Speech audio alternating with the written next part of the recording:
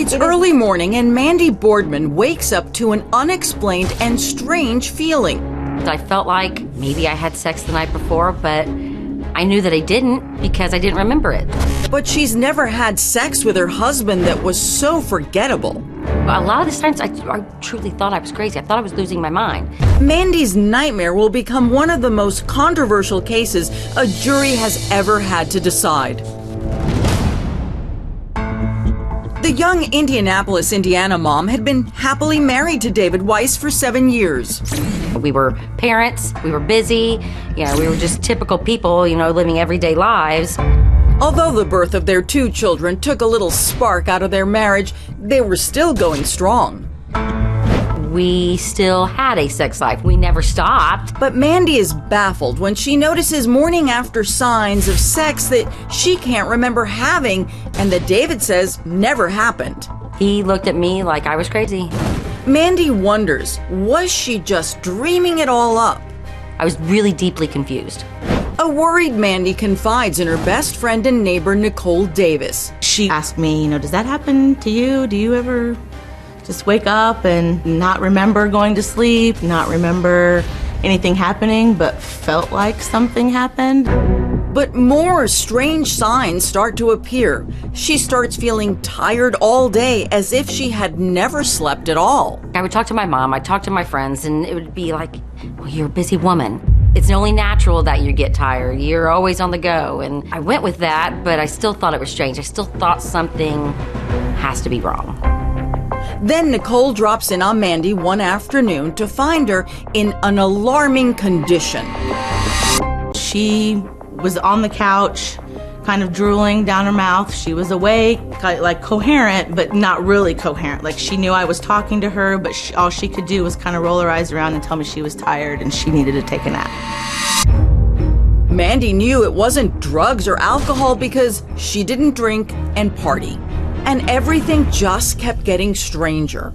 One night I woke up in the middle of the night and I found a dissolving pill in my mouth. And I thought to myself, wow, how in the world can I get up and I take medicine and not swallow it? Her memory slipping, Mandy grows increasingly concerned about her mental health. Here I am tired all day, I'm forgetful, and now I'm taking pills in the middle of the night and forgetting to swallow them. But Mandy's hubby seems oddly unconcerned. David never really had anything to say about it. And Mandy will soon learn why. I am starting to put the pieces together now. I ended up waking up in the middle of the night and finding my husband over me with a flashlight. Mandy Boardman was just desperate for a good night's sleep, but suddenly she is awakened to a flashlight in her face and her own husband lurking above her. I'm asking what's going on. I'm watching my husband run from my side of the bed over to his side of the bed. I go over there and I see him stuffing something under the mattress. What's under the mattress? Nothing. What's under the mattress? Nothing. I'm going to get what's under the mattress, so I go for it. We had a little physical toss. Eventually, I got what was under the mattress. I look at it, and there was a vial and an eyedropper. And I'm like, what is this? Nothing. No, you had this. What is this? You're trying to hide this. What is it? And he just tells me. He's like, it's Xanax. He's like, I'm giving it to you. And I'm like, why? He's like, I feel like you need sleep. You won't take it, so I'm giving it to you. Right there in the couple's bedroom, the whole ugly picture is coming into focus. After I find the vial, I start noticing things. There were a couple times that I would open up a new soda, I'd set it down, I'd walk away, I'd come back, I'd take a drink, and it would taste different. I asked him, I was like, what'd you do? And he's like, nothing. I was like, did you put something in my soda? And he's like, no, I didn't. I was like, then you drink it. David refuses, and that's all Mandy needs to know.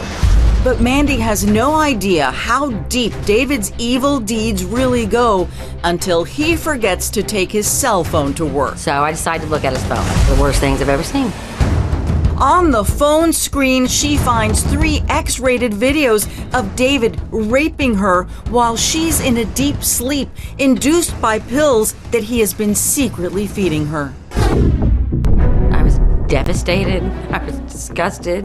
I spent 12 years with this man and given him every bit of trust I ever had. He was supposed to take care of me. He was supposed to protect me. There's no way that he's actually violating me and recording it. Mandy immediately files for divorce and reports David to Indianapolis police. In an extremely rare case, he is charged with raping his wife under laws that have been in place in all 50 states since the early 90s. At court, the videotapes are a key piece of evidence convincing a jury to convict him of rape and 5 counts of criminal deviant conduct. We get the guilty verdict, and I am free. Finally, this man is gone. He's going to be in prison. David faces 6 to 20 years on each of those counts. But when sentencing day arrives, Mandy Boardman says the words out of Judge Kurt Eisgruber's mouth had her feeling assaulted all over again. I sat there and was stunned. How? What? Instead of a possible 120 years behind bars, the judge sentences David to only house arrest. I don't understand how you could let him walk out the door with me. What? Sending someone to their home to serve out a sentence is, to me, just completely inappropriate when you consider the home is where she was victimized. And Judge Kurt Eisgruber adds insult to injury when he tells Mandy her husband may have been, quote, a terrible husband, but that he's a loving father and she should work toward forgiveness. I'm still, to this day, baffled that those words came out of the judge's mouth. I could not believe my ears when I heard it. I thought the man's insane. He was just flat out insane for doing that. I felt like he thinks of marital rape like a lot of people think of marital rape, that it's okay, and that's not real rape. Judge Kurt Eisgruber declined to comment on the sentence. Prosecutor Courtney Curtis believes the judge's opinion reflects society's attitude toward marital rape. I think there's an unwillingness to accept that it is as bad as other forms of rape.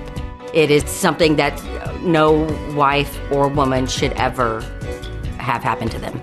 But the judge's decision would be called into question again after David Wise violated the terms of his house arrest and eventually spent a year in jail.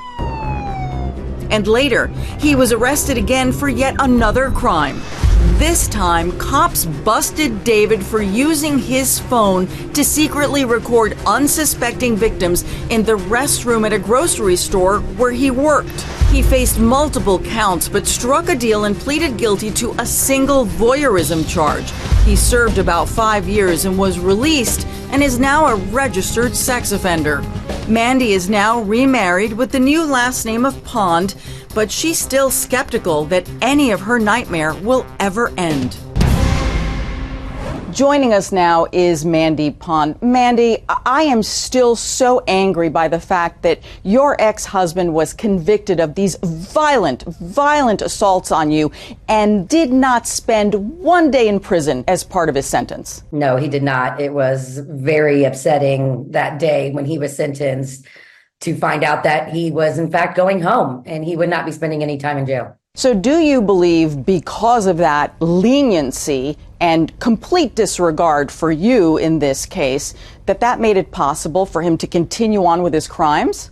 It absolutely did. It set a precedent in the very beginning when he didn't have to go to prison. He got off, and that was in his mind a get out of jail free card, and he continued to do what he did. As a result of that voyeurism case, then the sentencing part of the case involving you then is updated or changed. What happened there? So what happened with the voyeurism charges and the sentencing was he would plead guilty to his voyeurism charges. He got the time served while he was in prison waiting on those charges to come to. Because he violated his probation/parole, he was then brought back to the charges from my case, which then at that point, the judge was forced to give him the suspended sentence that he received, and he had to serve that time. Mandy, was there a little bit of sweet justice in here? There was definitely some sweet justice when it came to him getting the jail time from my case, because it was, in fact, the judge that had slapped him on the wrists